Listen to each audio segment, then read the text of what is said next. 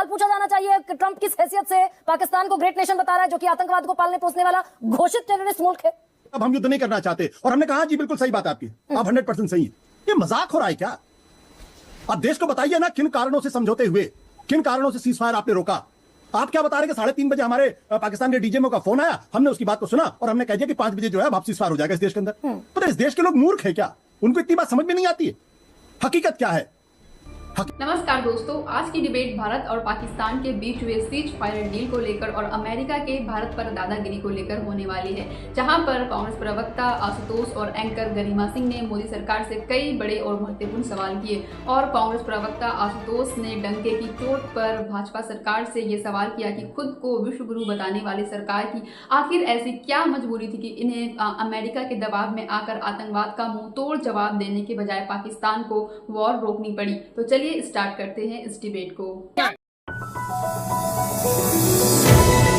अभी जो सर भी कह रहे हैं, अचल जी भी कह रहे हैं, भाई तू कौन मैं खाम खा, तो क्या हमने एक ऐसे अनप्रेडिक्टेबल वर्ल्ड लीडर की बात को माना समझा जिसमें वो कश्मीर तक ले आया? भैया भारत और पाकिस्तान के बीच जो ऑनगोइंग वॉर है, ऑनगोइंग स्ट्रेस है, उस तक महदूद रहिए ना।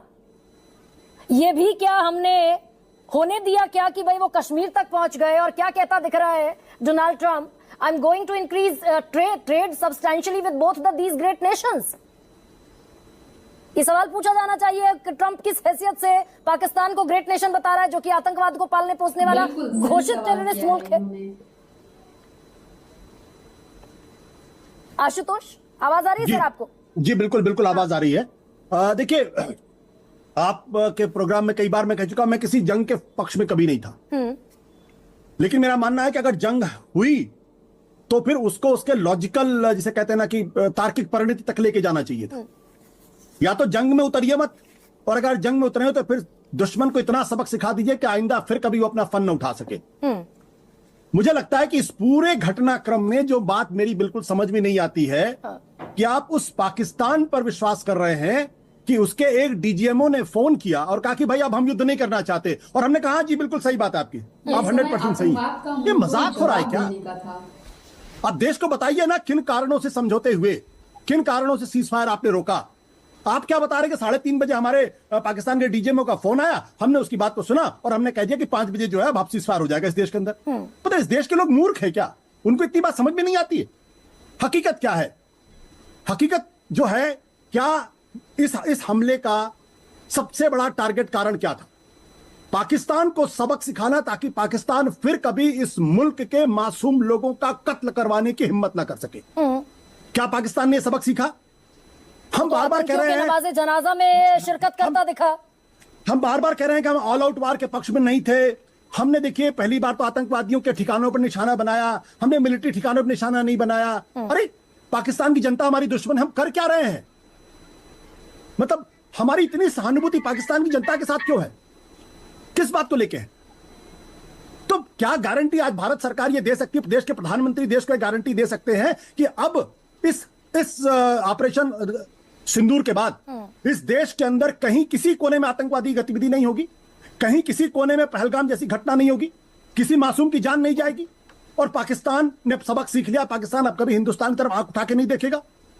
अरे आज की जमाने में ग्लोबल वर्ल्ड है, पाकिस्तान में इस वक्त खुशियां मनाई जा रही हैं, वहां के अखबारों में बड़े बड़े हेडलाइंस छप रहे हैं, इट्स अ ग्लोरियस विक्ट्री, वहां सेलिब्रेशन हो रहा है, और हम मुगालते में, हमारे देश के लोग इस वक्त विषाद में हैं, आहत हैं, दुखी हैं, परेशान हैं कि भाई जब हमारा अपर हैंड था, जब हम पाकिस्तान को वाकई में उसका फन कुचल सकते थे, तब हमने अचानक सीज फायर कर दिया।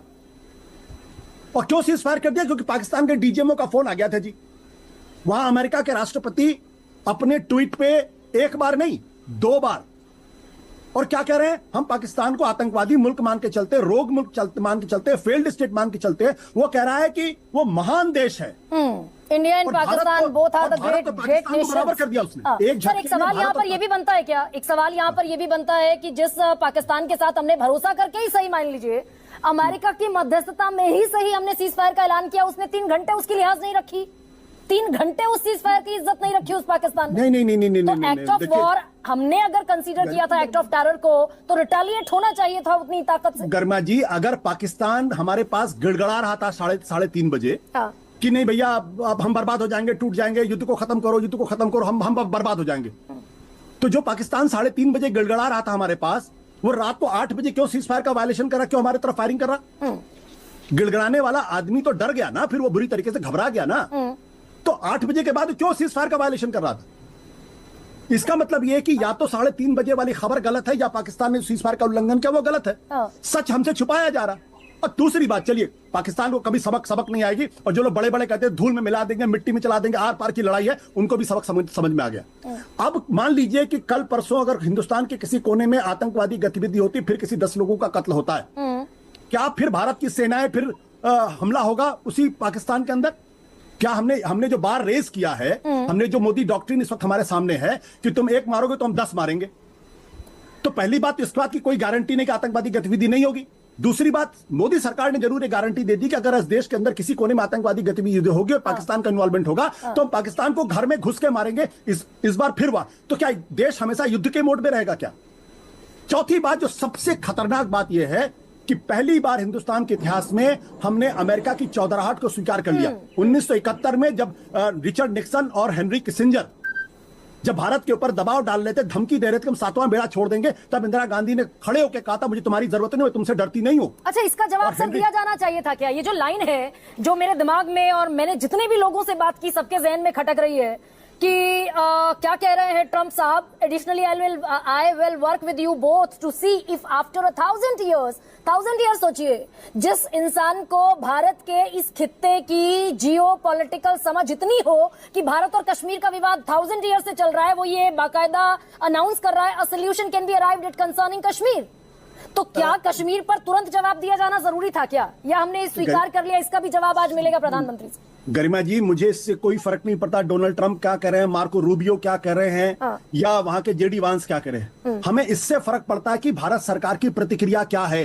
अगर 1971 में इंदिरा गांधी हेनरी किसिंजर को और रिचर्ड निक्सन को आंखों में आंखें डाल करके उनको जवाब दे सकती थी, और दुनिया को मालूम है कि हेनरी किसिंजर ने इंदिरा गांधी के बारे में किन शब्द का इस्तेमाल किया था, दुनिया, मैं उस शब्द का इस्तेमाल नहीं करना चाहता हूं। भारत तो डरा नहीं पाई थी रिचर्ड निक्सन, और भारत ने पाकिस्तान के 2 टुकड़े करके दुनिया को बता दिया कि भारत क्या चीज है।